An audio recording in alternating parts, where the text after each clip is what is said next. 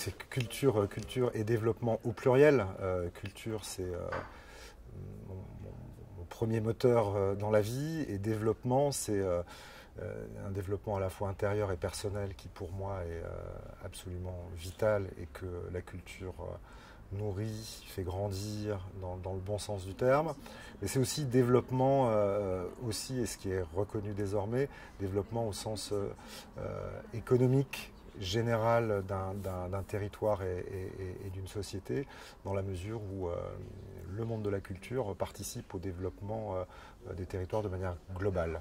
Ben, mon entreprise, c'est une entreprise culturelle. On produit un festival et d'autres événements, et avec, comme pour toute entreprise, des objectifs et voire des obligations de pérennité. Donc ça veut dire de répondre à des impératifs de rentabilité, d'équilibre, de développement, d'investissement, de concurrence, et tout en gardant en permanence présent à l'esprit et au cœur du projet son âme et son ADN culturel, et de croire en son projet artistique. Donc c'est ça la difficulté d'une entreprise qui travaille dans le monde de la culture, c'est d'accepter la vie de l'entreprise sans renier et sans trahir ses volontés.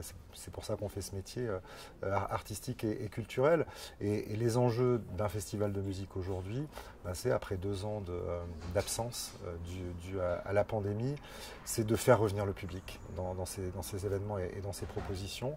Et là, on sait que ça va prendre un petit peu de temps, que les gens ont à la fois envie de revenir faire la fête et se retrouver, mais ils ont aussi, pour certains, encore des petites méfiances. Pour d'autres, ils sont tournés vers d'autres types de loisirs.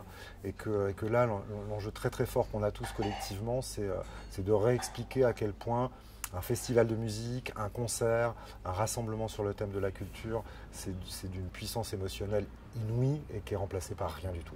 Alors, le principal défi de mon entreprise, c'est pas de ces prochains mois, c'est ces prochaines semaines, puisque dans 15 jours exactement, ouvriront les portes de la 16e édition du festival Europavox, et où là, bah, bien évidemment, on a fait le plus dur. Un festival, ça se prépare d'une année sur l'autre, donc la programmation est bouclée, les plans de site sont dessinés, ne changeront plus, les grands principes d'organisation sont bâtis, mais on va rentrer là maintenant dans la phase dite d'exploitation, donc de construction du site. Donc ce qu'on a imaginé pendant un an, là, on va le faire sortir de terre, puis on va l'installer sur la place du 1er mai de Clermont-Ferrand, et puis le jeudi 30 juin, on va tirer le rideau, ouvrir les portes et accueillir les premiers festivaliers, les premiers artistes, et notre enjeu là de ces 15 premiers jours, c'est que la rencontre entre les artistes qu'on va accueillir, qui vont être une cinquantaine de 20 pays différents, et les 40 à 50 000 personnes qui seront présentes, bah, que cette rencontre-là, elle soit magique et elle soit belle. Voilà.